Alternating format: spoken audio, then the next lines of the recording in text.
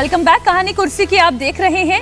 महिला सशक्तिकरण को लेकर कांग्रेस की एक पोस्ट ने सियासी बहस तेज कर दी है। कांग्रेस की तरफ से किए गए इस पोस्ट में राहुल गांधी का 2 मिनट 41 सेकंड का एक वीडियो मैसेज है। पोस्ट देखते ही केंद्र सरकार को बड़ा अवसर नजर आया। परिसीमन बिल पर कांग्रेस को साथ लाने का उन्होंने हिंट देख लिया। बिना देर किए संसदीय कार्य मंत्री किरण रिजिजू ने कांग्रेस के इस पोस्ट को रीट्वीट करते हुए बयान भी जारी कर दिया। रिजिजू ने लिखा कि ये कांग्रेस पार्टी की ओर से आया हुआ एक पॉजिटिव मैसेज लगता है। उन्होंने लिखा कि महिलाओं को लेकर राहुल गांधी के विचारों में अब स्पष्ट बदलाव दिखाई दे रहा है। रिजिजू ने कहा कि उन्हें उम्मीद है कि कांग्रेस पार्टी अब महिला आरक्षण विधेयक का बिना किसी शर्त के समर्थन करेगी। रिजिजू ने इस ट्वीट में राहुल गांधी ने एक बार फिर से मोर्चा संभाला और कहा कि इस बार अपने सोशल मीडिया अकाउंट से रिजिजू को टैग करते हुए लिखा कि महिला आरक्षण विधेयक पर 2023 में ही कांग्रेस पार्टी ने पूर्ण समर्थन दे दिया है, लेकिन सवाल यह है कि 3 साल बाद भी ये लागू क्यों नहीं हुआ। आप उसे बेवजह परिसीमन बिल से जोड़ना चाहते हैं। अच्छा, आपको ये बता दें कि मॉनसून सत्र का अब आखिरी हफ्ता है और ये सोमवार से शुरू हो रहा है। आज शनिवार का दिन है। एक दिन के बाद फिर 4 दिन की कार्यवाही ही अब बाकी है दोनों सदनों में। ऐसे में कांग्रेस, राहुल गांधी, रिजिजू का ये पोस्ट और फिर इसके ऊपर आ रहे मैसेजेस, क्या परिसीमन बिल पर सरकार कोई बड़ी डील की तैयारी में है? क्या नेक्स्ट वीक में संसद में इस बिल पर कोई बड़ी हलचल देखने को मिल सकती है? हम इस पर करते हैं चर्चा। और राहुल गांधी का पोस्ट का जो आशय मनोज जी निकालने की किरण रिजिजू जी कोशिश कर रहे थे, उस आशय को तो उन्होंने ध्वस्त कर दिया। क्या महिला आरक्षण बिल पर तो पहले कांग्रेस पार्टी आपको सपोर्ट दे चुकी थी, अब परिसीमन वाला खेल खेलने की जरूरत नहीं है। कांग्रेस पार्टी परिसीमन बिल पर साथ है या नहीं है? मुझे लगता है कि नहीं है। नहीं रहने का कारण भी है, और रहती साथ में तो अभी तक ये बिल के लिए कोई इंतजार नहीं किया जाता कि स्पेशल सेशन ही बुलाकर हम करेंगे या अगले सेशन में करेंगे। मुझे लगता है कि अब सरकार भी रुकी रहेगी इस सेशन में जो अभी चल रहा है, तत्कालिक सेशन पे, कि उसको पता है कि जिस तरीके से अभी माहौल है और पार्लियामेंट के अंदर जिस तरीके से विरोधाभास है सरकार और विपक्ष के ऊपर, तो ऐसे में बिल लाना ठीक नहीं रहेगा। चूंकि पिछली बार सबने देखा है कि पार्लियामेंट के अंदर किस तरीके से सरकार की बेइज्जती हुई है। यदि नहीं आप विधेयक पास करा पा रहे थे, कि बेइज्जती ये थी और बड़ी बेइज्जती थी कि आपकी तैयारी कैसी। तो मुझे लगता है कि सरकार अभी इस पर इंतजार करेगी। तमिलनाडु से भी एक मैसेज चल रहा है कि डीएमके के साथ को कैसे साधा जाए, चूंकि उनके भी कुछ क्वेरी है और उन्होंने भी अपने कुछ प्रश्न दिए, जैसे मीडिया के द्वारा पता चल रहा है। तो मुझे लगता है कि अभी सरकार इस इंतजार में है कि किस तरीके से माहौल बनेगा, और होगा भी तो कभी भी एक स्पेशल सेशन बुलाकर इसको पास करा दिया जाएगा। रही बात राहुल गांधी की, तो राहुल गांधी ने पहले ही इस पर अपने कांग्रेस पार्टी ही कहिए कि अपना पूरी अपने उस तरह से ही क्लियर कर चुकी है कि भाई आप परिसीमन लाने क्या नए परिसीमन के साथ न जोड़े, ताकि उससे सीटों का जिस तरीके से बंटवारा हो रहा उससे विरोधाभास हमारे अंदर बढ़ेगा। सरकार समझाने में असफल रही है कि सीटों के बढ़ोतरी के बाद किस तरीके से सबको लाभ होगा। तो ये दोनों चीजें हैं कि एक सरकार समझाना नहीं चाह रही है या समझा नहीं पा रही है, और विपक्ष और मैं तो ये कह रही हूँ कि अगर वाकई विपक्ष की भी मंशा है कि महिलाओं को उनका अधिकार मिलना चाहिए, रिप्रेजेंटेशन मिलना चाहिए, तो आप कर्नाटक में ये रिप्रेजेंटेशन दे सकते थे। महिला सशक्तिकरण की अगर आप बात करते हैं, विजय जी गलत कह रही हूं तो टोक दीजिएगा, कर्नाटक में आप रिप्रेजेंटेशन दे देते सरकार में महिला को, क्या दे पाए? राजनीति सब एक ही तरीके से चलते हैं, सब लोग एक ही हमाम में हैं और वो सब लोग कर रहे हैं। राहुल जी भी बात कर रहे हैं। राहुल जी ने कहा कि 3 साल पहले हमने समर्थन दे दिया, ये बात ठीक है। तो 3 साल पहले समर्थन दे दिया तो क्या बदल गया कांग्रेस का विचार? आज भी वो सरकार को कहते कि हम साथ में हैं सरकार के महिला बिल पर समर्थन में करने के लिए। मतलब कांग्रेस का पक्ष ये हो सकता है ना कि भाई आपने जब 3 साल पहले कहा तो आज भी तो वही होगा ना, स्टैंड ये आज बदल गया, ठीक है। और सरकार के पक्ष में भी जब सरकार ने बिल 3 साल पहले पास कर लिया तो उसमें बदलाव का ये जो रीथिंक प्रोसेस है कि इसकी ज़रूरत क्यों पड़ी सरकार को, समझे कि भाई ये बिल जब पूरे आम सहमति से करीब करीब वो पास हो गया था बिल 2023 में मेरे ख्याल से, जब नई संसद भवन बनी, और तब तो सरकार ने स्पेशल सेशन बुला के किया था। तो उस समय उस बिल को पास कर लिया गया और उसको एग्जीक्यूशन के लेवल पे लाना चाहिए था। तब सरकार ने कहा कि भाई अभी पता नहीं कि कब एग्जीक्यूशन होगा नहीं होगा, तभी 2029 के लिए कह देते तो वो लागू हो जाता। लेकिन फिर कुछ लोग नाराज होंगे इस बात को। अब क्या है कि ये बिल महिला आरक्षण बिल नहीं है, अब ये परिसीमन हो गया। नहीं, ये पुरुष आरक्षण बिल है। हाँ, तो आप अगर महिलाओं के नाम पर पुरुष आरक्षण बिल करना चाहते हो तो सारी चीज़ों को ठीक से साफ साफ रखिए। इस बिल में कुछ नहीं किया गया। इस बिल में पुरुष सांसदों को, पुरुष राजनेताओं को कहा गया है कि भाई आपकी 543 सीट सुरक्षित है। ये बड़ा बदलाव इस बिल में है। इसके साथ ये ठीक है कि वो महिलाओं को सीट मिल रही है, वो तो पहले भी मिल ही रही थी, ठीक है। अब परिसीमन लाकर आपने एक नए उसके साथ एंगल के साथ जोड़ दिया, और मैं तो समझता हूँ कि परिसीमन होना ही चाहिए। कांग्रेस का जो भी रुख हो नहीं हो, परिसीमन होना चाहिए, हर सेंसस के साथ होना चाहिए। उस पर बहस हो रही है कि भाई 2011 पर कर रहे हैं, 2021 पर कर रहे हैं, लेकिन परिसीमन तो होना ही चाहिए। ये संवैधानिक व्यवस्था भी है और उस पर काम करना चाहिए। और कांग्रेस इस एक्सक्यूज के साथ नहीं चल सकती परिसीमन को लेकर। ये सरकार अपने तरीके से परिसीमन करेगी। इसका मतलब वो ये कहना चाहते हैं कि 60 साल तक उन्होंने परिसीमन अपने हिसाब से किया है, क्योंकि जो सरकार में रहता है वो परिसीमन को डिजाइन करता है, रीडिजाइन करता है।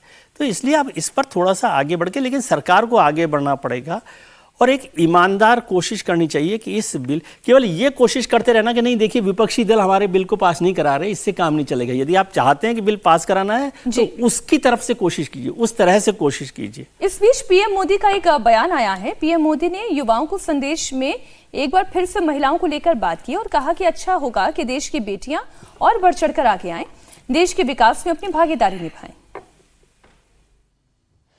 कई स्टूडेंट्स उनको उनकी उपलब्धियों के लिए मेडल्स में मिले हैं। मैं आप सभी को इसके लिए बहुत बहुत बधाई देता हूं। लेकिन एक आध दो बेटियां होती तो जरा ज्यादा अच्छा होता।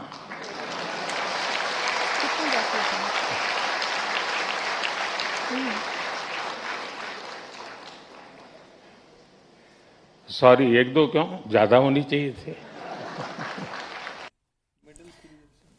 अब ये जो महिलाओं को लेकर उन्होंने बात कही, और परिसीमन पर अलग से एक एक्सरसाइज चल रही है। परिसीमन पर तमिलनाडु में भी सियासत गरमाई हुई है। अब से थोड़ी देर के बाद यानी कि दोपहर 3 बजे ही चेन्नई में सीएम विजय ने स्टेट के सभी सांसदों को बुलाया है। परिसीमन को लेकर तमिलनाडु से बड़ा मैसेज देने की कोशिश भी की जा रही है। डीएमके को भी बुलाया गया है। डीएमके ने परिसीमन पर तमिलनाडु के मुख्यमंत्री विजय का समर्थन करने के लिए शर्त रखी है। राज्य की मुख्य विपक्षी पार्टी डीएमके ने कहा है कि वे परिसीमन पर होने वाली बैठक में तभी शामिल होंगे जब तमिलनाडु के मुख्यमंत्री पहले कावेरी नदी के पानी के बंटवारे और मेकेदातु प्रोजेक्ट पर ऑल पार्टी मीटिंग बुलाएंगे। एक तरफ परिसीमन पर आज चेन्नई में बड़ी बैठक होने जा रही है, तो वहीं दूसरी तरफ केंद्रीय गृह मंत्री अमित शाह भी तमिलनाडु पहुंच रहे हैं। आज वो तमिलनाडु के तिरुवन्नमलाई जिले में रहेंगे। माना जा रहा है कि अमित शाह परिसीमन बिल पर डीएमके को साथ लाने की कोशिश करेंगे। ऐसे में उम्मीद है कि कुछ ही घंटों में तस्वीर और साफ होगी। तमिलनाडु के लीडर परिसीमन पर क्या रुख अपनाते हैं, यह भी जल्द स्पष्ट हो जाएगा। इस पर हम चर्चा कर लेते हैं। परिसीमन को लेकर डीएमके का क्या स्टैंड है, इस पर तो हम पहले भी चर्चा कर चुके हैं हर्षवर्धन जी, और एक अखबार की रिपोर्ट के हवाले से भी ये चर्चा हुई है कि उनका स्टैंड क्या है। लेकिन इस स्टैंड के बहाने वो टीवीके के साथ एक अपनी अलग राजनीति भी कर रहे हैं। परिसीमन को लेकर सरकार क्या वो एक मत बना पाई है, चाहे वो डीएमके हो, टीवीके हो, कांग्रेस पार्टी हो, समाजवादी पार्टी हो? नहीं, देखिए मीनाक्षी जी, एक तो ये कि सरकार कोशिश कर रही है और उसको कोशिश करनी ही चाहिए। वैसे भी ये कोशिश नहीं भी हो तो भी सभी पार्टियों को परिसीमन पर एकमत होना चाहिए। सरकार को कोशिश करनी चाहिए, एकदम दुरुस्त बात है, क्योंकि वो सरकार में है। लेकिन ये कोई सरकार का बिल नहीं है, ये कोई सरकार अपने लिए नहीं कुछ करने जा रही है। इसको अगर ये किसी को भ्रम है कि परिसीमन हो जाएगा, सीटें बढ़ जाएंगी तो ये सरकार, ये पार्टी हमेशा सत्ता में रहेगी, तो पहले की पार्टियां फिर परिसीमन करा लेती हैं, उसको टालती क्यों? या पहले की पार्टियां जिन्होंने परिसीमन कराया, क्या वो सत्ता में रहीं क्या? दूसरा, मैं विजय जी की इस बात से एकदम जिसको कहते हैं कतई असहमति दर्ज कराता हूं, जो उन्होंने कहा कि ये पुरुष आरक्षण बिल है, और मुझे लगता है कि इसी तरह का ट्विस्ट करके इसमें विभाजन करने की कोशिश हो रही है। पुरुष आरक्षण बिल कैसे है भाई? क्या उस पर महिलाएं नहीं लड़ सकती हैं? ऐसा कुछ है क्या? नियम कानून लगने वाला है कि जो 543 है उस पर महिलाएं नहीं लड़ सकती हैं? ये ठीक है कि जो सीटें जिनकी थी, चाहे वो जिस पार्टी का पुरुष सांसद रहा हो, उसको ये लगा कि अगर इसमें महिला आरक्षण होगा तो हमारी सीट जाएगी, तो इसी वजह से तो इतने समय से नहीं हो पा रहा था। इस बार भी जब हुआ तो चूंकि हमारी जनसंख्या बढ़ चुकी है, हम पहले से ज्यादा प्रतिनिधित्व के लिहाज से अनुपातिक प्रतिनिधित्व नहीं दे पा रहे हैं, इस वजह से यहां हम पहुंचे। और ये तो सबके एकमत होने का प्रश्न था। ये तो अच्छी स्थिति थी, जिसको अंग्रेजी में कहते हैं विन विन सिचुएशन है, कि आप महिलाओं को आरक्षण भी दे दें, पुरुषों की जो सीट है वहां महिलाएं अगर ताकतवर होंगी तो उनको कौन रोक लेगा। लेकिन चूंकि उसमें वही ताकतवर होंगी, जैसे उसमें डिम्पल जी ताकतवर होंगी, उसमें मीसा भारती ताकतवर होंगी, उसमें सुप्रिया सुले ताकतवर होंगी, उसमें कनी मोझी ताकतवर होंगी, उसमें प्रियंका गांधी वाड्रा ताकतवर होंगी। ऐसे ताकतवर लोग, ताकतवर महिलाएं तो 543 क्या 5 जब होती है तो भी डिम्पल जी हो सकती है। 5 मतलब जब समाजवादी पार्टी जीती। तो मेरा बड़ा स्पष्ट मानना है कि इस पर कोई भी और चर्चा, ये सिर्फ राजनीतिक है। जरूरत है देश की कि अनुपातिक प्रतिनिधित्व के लिहाज से ये हो। और चूंकि कल भी मैंने कहा था, लगातार मैं कह रहा हूं कि जनसंख्या जिस तरह से हो रही है, हो सकता है कि ये आपके अनुपातिक प्रतिनिधित्व के लिहाज से अगले 50 सालों तक यही सीटें पर्याप्त हो जाएं। मतलब ये हो सकता है, ये आगे होगा तो वो तो जनगणना के लिहाज से होगा। और जहां तक रही डीएमके की बात, डीएमके को भी पता है कि जिस तरह से राहुल गांधी ने टीवीके को हाथ पकड़ लिया है, उसमें उनको अपनी राजनीति बचाए रखने के लिए कुछ तो करना पड़ेगा। और 50% सीट एकदम यूनिफॉर्म, इससे बढ़िया फॉर्मूला कोई हो नहीं सकता है। खबर पंजाब से। पंजाब के पूर्व उप मुख्यमंत्री और अकाली दल के मुखिया सुखबीर बादल की प्रधानमंत्री मोदी से मुलाकात हुई है। ऐसे में अटकलें तेज हो गई हैं कि क्या अकाली और बीजेपी फिर से साथ आने वाले हैं। इस वक्त केंद्र सरकार को परिसीमन बिल पर साथियों की जरूरत है और लोकसभा में अकाली दल से सिर्फ एक सांसद है। सरकार के लिए एक एक सांसद का सपोर्ट भी कीमती है। मोदी से मिलने के बाद सुखबीर बादल ने कहा कि उन्होंने प्रधानमंत्री से पंजाब में लॉ एंड ऑर्डर की खराब सिचुएशन पर बात की, लेकिन मामला इतना सीधा नहीं है। पता यह लग रहा है कि बीजेपी के नेताओं से सुखबीर बादल की पत्नी हरसिमरत कौर की बात हुई और अकाली दल ये चाहता है कि पंजाब के इलेक्शन से पहले बीजेपी और अकाली दल एक बार फिर साथ आ जाएं। अगर ये हुआ तो अकाली दल फिर एनडीए का हिस्सा बनेगा, डिलिमिटेशन बिल पर सरकार को सपोर्ट करेगा। पंजाब में दोनों पार्टियां मिलकर चुनाव लड़ेंगी और पंजाब में अगले साल ही विधानसभा चुनाव होने वाले हैं। आम आदमी पार्टी से टूटकर बीजेपी में आए राज्यसभा सांसद राघव चड्ढा ने भी प्रधानमंत्री से मुलाकात की है। वैसे तो सभी की मुलाकात हुई है, लेकिन राघव चड्ढा की अलग से कुछ लंबी मुलाकात हुई है। आज सुबह ही उन्होंने पोस्ट करके मुलाकात की तस्वीरें भी साझा की। देखो, प्राइम मिनिस्टर साहब सबके साझे हैं, सारे देश के प्राइम मिनिस्टर हैं, कोई भी सीनियर लीडर उनको मिल सकता है। सुखबीर सिंह बादल डिप्टी सीएम रहे हैं और मुझे खुशी है कि पंजाब के कोई अच्छे भले की बात करके आए होंगे। गठजोड़ असी कहने पंजाब वाले 117 सीटों पे हम अकेले लड़ेंगे। हमारी तरफ से कुछ नहीं हो रहा।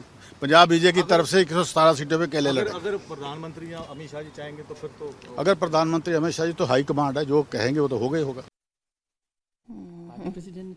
अब ये जो अरविंद केजरीवाल लिख रहे हैं कि नाना करते प्यार तुम्ही से कर बैठे, मनोज जी, बीजेपी के लिए बादल साथ आए ये कितना जरूरी है, या बादल के लिए बीजेपी का साथ कितना जरूरी है? गाना अपने लिए बोले हैं कि बीजेपी के लिए बोले, पहले भी स्पष्ट हो जाए। चूंकि आज के डेट में देखे तो बीजेपी और उनके लिए सही बैठ रहा, लेकिन बहुत समय ऐसा है कि कांग्रेस वो साथ भी आए हैं बहुत सारे मुद्दे। हाँ, केजरीवाल जी बहुत सारे मुद्दों पे साथ आए हैं।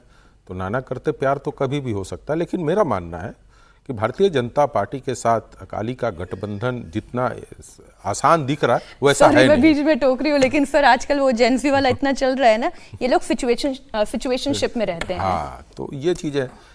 कारण क्या है कि देखिए, भारतीय जनता पार्टी के लिए जब बंगाल के जीत के बाद उसके हौसले बढ़े हुए हैं राज्य के चुनाव को लेकर। और जहाँ तक पंजाब की बात है, और देखा जाए तो सबसे बड़े अमित शाह का एक मिशन है कि हमने इस बार जो नशा है उसके ऊपर हम बड़ी कार्रवाई करेंगे, जो ड्रग्स के ऊपर वो कार्रवाई कर रहे हैं, और वो सबसे बड़ा जो केंद्र है वो पंजाब है। और वहाँ पे वो एक जीत इस बार लेकर आना चाह रहे हैं, चाहे अपने खुद की जीत हो या सहयोगियों के साथ मिलकर जीत हो, और उसके अंतर्गत वो आगे बढ़ने की कोशिश हो रही है भारतीय जनता पार्टी की। लेकिन मेरा अपना मानना है कि भारतीय जनता पार्टी जितनी ज़्यादा सीटों पे लड़ेगी, यदि 85 सीटें मांग रहे हैं अकाली, मुझे चाहिए अब जो पुराना था इनका कि हम 85 पे लड़ेंगे, तो मुझे लगता है कि भारतीय जनता पार्टी के लिए बहुत अच्छी बात नहीं है। उनको कम से कम आधे सीटों पे तो चुनाव लड़ना चाहिए। जब तक भारतीय जनता पार्टी वहाँ पे एक बड़े सीटों के साथ चुनाव नहीं लड़ेगी तो उसके लिए पंजाब में अपने आप को स्थापित करने में थोड़ी सी मुश्किल आएगी। और इस बार जो शहरी वोटर हैं उनके अंदर बिखराव हुआ है, पंथियों की बात होती है कि पंथी आज के डेट में कहाँ पे हैं, ये आगे सिचुएशन बताएगा। लेकिन पंजाब में एक चीज़ तो कहेंगे कि भारतीय जनता पार्टी के लिए किसी तरह का निगेटिव मैसेज नहीं आ रहा पब्लिक के बीच में, तो ये एक बड़ा पॉजिटिव चीज़ माना जाता है। लेकिन आम आदमी पार्टी की अभी भी पकड़ वहाँ पे ठीक है, लेकिन हंग असेंबली की बात अभी मुझसे पूछेगा तो मैं बताने की स्थिति में नहीं को हंग होगा, लेकिन शायद उसी की तरफ बढ़ रहा है यदि अलायंस नहीं होता। ये तस्वीर जो अब हम देख रहे हैं, प्रधानमंत्री नरेंद्र मोदी की राघव चड्ढा से मुलाकात हुई और अलग से बातचीत हुई और लंबी बातचीत हुई है। हाल ही में आम आदमी पार्टी से टूटकर बीजेपी में शामिल हुए यंग लीडर हैं समीर जी, पढ़े लिखे हैं, युवा है, पढ़े लिखे हैं राघव चड्ढा और बहुत अच्छा बोलते हैं। पार्लियामेंट में तो उन्होंने जब भी बोला और अच्छा ही बिल्कुल बोला। पार्लियामेंट में जनता से जुड़े मुद्दे उन्होंने उठाए और उसी बात का खामियाजा उन्हें भुगतना पड़ा। जीएसटी का मुद्दा बिल्कुल हुआ हो, और जो वर्कर्स है, जो डिलीवरी बॉयज जो करते हैं, उनका मुद्दा उठाया, तमाम मुद्दों को राघव चड्ढा ने उठाया। और मुझे लग रहा है कि युवा है, अच्छा चेहरा है, पढ़े लिखे व्यक्ति है, और मुझे लगता है कि मंत्रिमंडल में क्या उन्हें लिया जाएगा, क्या उन्हें भारतीय जनता पार्टी के संगठन में कोई जिम्मेदारी दी जाएगी, क्योंकि वो संगठन के भी व्यक्ति रहे। और पंजाब में, हाँ, दिल्ली में भी दिया, अभी टीम जारी होना है ना राष्ट्रीय अध्यक्ष नितिन नवीन की, तो क्या भारतीय जनता पार्टी की टीम में उन्हें कोई जिम्मेदारी दी जाएगी कि आने वाले दिनों में प्रधानमंत्री मोदी का जब कैबिनेट विस्तार होगा तो क्या कैबिनेट में उनको लिया जाएगा। पंजाब के चुनाव है, तो पंजाब के चुनाव के पहले मुझे लगता है कि राघव चड्ढा को कुछ ना कुछ भारतीय जनता पार्टी के अंदर जिम्मेदारी मिलेगी, या तो संगठन में कोई जिम्मेदारी मिलेगी, या प्रधानमंत्री मोदी के कैबिनेट में आएंगे, या उन्हें कोई और काम दिया जाएगा, कोई भी जिम्मेदारी दी जा सकती है। तय है कि राघव चड्ढा को कुछ मिलना है, अब क्या मिलना है ये देखने वाली बात होगी। और मुझे लगता है कि चुनाव के दृष्टिकोण से भी ठीक रहेगा। अब दिल्ली से भी तो अगर आप देखेंगे तो हालांकि राघव चड्ढा दिल्ली में ज़्यादा रहते, लेकिन राज्यसभा तो पंजाब से, तो पंजाब के कोटे से वो मंत्री बनेंगे। मुझे लगता नहीं कि दिल्ली के कोटे में उनको लिया जाएगा, भले वो दिल्ली में रहते हो। राज्यसभा सांसद तो पंजाब के, तो पंजाब से लिया जाएगा। सुखबीर बादल को लेकर मुझे लगता है कि जो प्रधानमंत्री मोदी से मुलाकात हुई है, भारतीय जनता पार्टी को लग रहा है कि इस बार विधानसभा चुनाव में भारतीय जनता पार्टी के लिए एक बहुत बेहतर स्थिति है। जिस तरीके से कांग्रेस के अंदर चन्नी कांग्रेस का खेल खराब कर रहे हैं, जिस तरीके से आम आदमी पार्टी का अकाल तख्त को लेकर जो विवाद चल रहा है, उससे आम आदमी पार्टी की स्थिति खराब है। और भारतीय जनता पार्टी को लग रहा है कि इस बार हम बेहतर पोजीशन में आ सकते हैं। तो ऐसे में जो हमारे सबसे पुराने अलायंस रहे हैं, अकाली दल, अगर उनके साथ हम आ जाते हैं, वो हमारे साथ आ जाते हैं, तो एक एडिशनली जुड़ेगा। भारतीय जनता पार्टी अकेले के दम पर सरकार बनाने की स्थिति में नहीं है, तो हो सकता है उनको लग रहा है कि भाई इनको लेकर हमको एक बेहतर पोजीशन में आए, तो बातचीत हो रही होगी। अकाली दल भी इस स्थिति में चला गया है कि बिना भारतीय जनता पार्टी के वो कुछ कर नहीं सकता, वो आम आदमी पार्टी के साथ जा नहीं सकते, कांग्रेस के साथ जा नहीं सकते, अकेले उनकी राजनीति खत्म हो चुकी है। कांग्रेस पार्टी तो अपने सारों को एक साथ रख ले, वही बहुत बड़ी बात होगी। लेकिन एक इस तस्वीर पर बहुत क्विक कमेंट हर्षवर्धन जी, मैं अभी जो भारतीय जनता पार्टी के कुछ सांसदों की तस्वीरें देख रही हूँ, जिसमें राघव चड्ढा अभी आए, शायनी घोष जो है तो दल अलग, लेकिन इधर एनडीए का ही आप मानिए, और तेजस्वी सूर्या जो उनके अपने हैं ही, इनके पास यंग डायनामिक चेहरे अब एकत्रित होते चले जा रहे हैं। हम जेंसी के क्योंकि हम अप्रोच कर रहे थे, तो उस लिहाज से इन तीन चेहरों की मैंने बात की। नहीं, इस लिहाज से तेजस्वी सूर्या हैं और देश के हर हिस्से में भाजपा के पास नौजवानों की बड़ी फौज है, बड़े उसके शानदार नेता हैं, सदन में भी उसके अच्छे नेता हैं। तो कोई राघव चड्ढा और सायोनी घोष के आने से कोई जनजी में रीच हो गई हो, ऐसा मैं नहीं मानता हूँ। दूसरा ये अच्छा है कि केजरीवाल जी के ब्लू आइड बॉय विवाह पूर्व राघव चड्ढा, वो विवाहोपरांत मोदी जी के ब्लू आइड बॉय हो गए। लोकसभा चुनाव पूर्व ममता जी की blue eyed girl Sayoni Ghosh, वो अब मोदी जी की हो गई। तो ये बड़ा सुंदर है, राजनीतिक तौर पर ये इससे अद्भुत हो नहीं सकता है। और जहां तक रही मुद्दे उठाने की बात, तो ठीक है, राघव मुद्दे उठा रहे थे, वो कहते हैं कि उसी वजह से उनको हटाया गया, लेकिन अब अपनी ऊर्जा का उपयोग वो करेंगे। और जैसे लक्षण दिख रहे हैं, तो जब कोई बाहर से आता है तो ज़्यादा अच्छे से दिखता है, तुरंत आया होता है तो बढ़िया दिखता है ना, तो उनकी भूमिका भी बेहतर हो सकती है, बड़ी हो सकती है। लेकिन कुल मिलाकर मैं ये बात नहीं मानता हूं कि इनके आने से कोई जनजी में रीच हो जाएगी। इतनी रीच होती तो अपनी पार्टी को ना बढ़िया बना के आए होते। ये भी तो सवाल है ना। बिल्कुल। बात महाराष्ट्र की भी हो जाए। गृह मंत्री अमित शाह इस वक्त महाराष्ट्र में हैं और माना यह जा रहा है कि उनकी एकनाथ शिंदे से मुलाकात हो सकती है। कल एकनाथ शिंदे ने प्रधानमंत्री मोदी से भी मुलाकात की थी। शिवसेना यूबीटी से टूटकर आए सांसद भी साथ में थे। ऐसे में आज अमित शाह से मुलाकात की खबरों से हलचल बढ़ गई है। डिप्टी सीएम सुनेत्रा पवार ने प्रशांत किशोर से मुलाकात की। प्रशांत किशोर के साथ सुनेत्रा पवार की मुलाकात करीब 5 घंटे तक चली। कल सुनेत्रा पवार की पार्टी एनसीपी के सांसदों ने मोदी से मुलाकात की थी और इसके ठीक बाद पीके के साथ फुनेत्रा की मुलाकात से बीजेपी आला कमान के कान खड़े हो गए। खबर यह है कि बीजेपी की टॉप लीडरशिप इस मीटिंग से खुश नहीं है। बहुत सारी मुलाकात एक के बाद एक हो रही है। इन मुलाकातों के पीछे की कहानी क्या है, ये समीर जी आप बताएंगे। देखिए, सुनीता पवार की जो मुलाकात है उसके पीछे पार्थ पवार की बड़ी भूमिका है। पार्थ पवार जब प्रशांत किशोर जब चुनाव लड़ रहे थे उस समय प्रशांत किशोर को उन्होंने बधाई दी। जब चुनाव जीते तो पार्थ पवार ने सबसे पहला फोन प्रशांत किशोर को बधाई का देने का किया था। और मुझे लगता है कि पार्थ पवार को लग रहा हो कि डिज़ाइन बॉक्स को उन्होंने हटा दिया जो उनके लिए इलेक्शन मैनेजमेंट का काम देख रहा था। और जिस तरीके से मुझे लगता है कि उनको लग रहा होगा कि एकनाथ शिंदे बहुत प्रभावशाली नेता बनकर उभरे, उसके अंदर अब अजित पवार नहीं है उनके लिए, तो अब उनको राजनीतिक समझ देने के लिए, भविष्य की राजनीति के लिए कि भाई लोकसभा चुनाव आएंगे 2029 में, उसके बाद विधानसभा चुनाव आने वाले हैं और पश्चिम महाराष्ट्र की राजनीति, महाराष्ट्र की राजनीति में कैसे सर्वाइव करना है। सुनीता पवार अभी राजनीतिक रूप से वो परिपक्वता नहीं है, बेटे के अंदर भी नहीं है, तो उन्हें लग रहा होगा कि हमें सलाह देने वाला रहे। तो हो सकता है कि उन्होंने प्रशांत किशोर से बात की हो, प्रशांत किशोर उन्होंने राजनीति के बारे में कुछ बताया होगा, लंबी बैठ के चली है। लेकिन जो प्रशांत किशोर भारतीय जनता पार्टी को हरा के, राष्ट्रीय अध्यक्ष को हराकर जो विधायक बने, तत्काल सुनीता पवार से मिल रहे हैं। और ये सब जानने के बाद भी अगर सुनीता पवार ने उनको बुलाया अपने आधिकारिक बंगले पर, 5 घंटे उनकी जो बैठकें हुई उसमें उनका बेटा भी शामिल था, तो निश्चित रूप से मुझे लगता है कि भारतीय जनता पार्टी के लिए असर करने वाला होगा। अब ऐसा तो हो नहीं सकता कि सुनीता पवार को एनडीए छोड़कर कहीं चली जाएंगी। और जो सीएम की गृह मंत्री से मुलाकात हुई, नहीं, अमित शाह से तो देखिए, अब देवेंद्र फडणवीस तो मिलेंगे ना। देवेंद्र फडणवीस सबसे बड़े लीडर है, वहां का मुख्यमंत्री है। जब भी अमित शाह जी अगर महाराष्ट्र में जाते हैं, कोई नया ऑपरेशन होने वाला है? अब मुझे इसकी संभावना भारतीय कंटिन्यूटी में एक ऑपरेशन चल रहा है। नहीं, देखो, ऑपरेशन के मोड में तो भारतीय जनता पार्टी हमेशा रहती है, एकनाथ शिंदे हमेशा रहते हैं, लेकिन अब बचा क्या है? ले देके शरद पवार की पार्टी बची है। अब ये कहा जा रहा है कि शरद पवार क्या भारतीय जनता पार्टी के साथ आने वाले हैं, तो मुझे लगता है कि अभी इस पर चर्चा हो रही है कि शरद पवार को कैसे लेकर आया जाए। परिसीमन बिल आ रहा है, क्या शरद पवार उसमें भारतीय जनता पार्टी का, केंद्र सरकार का समर्थन करेंगे?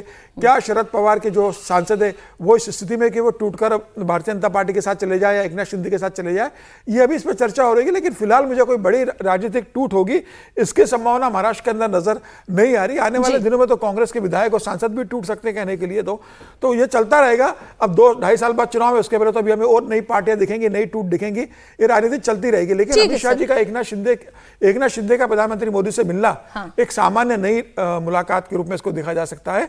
निश्चित रूप से महाराष्ट्र की राजनीति में कोई बड़ा परिवर्तन दिखेगा। अब इसको इस रूप में समझ देखिए, कोई नेतृत्व परिवर्तन होगा। ये हो सकता है कि कैबिनेट में कोई परिवर्तन होने वाला हो, कुछ नए मंत्री बनने वाले हो, जो उद्धव ठाकरे के सांसद हैं वो मंत्री बनने की बात हो।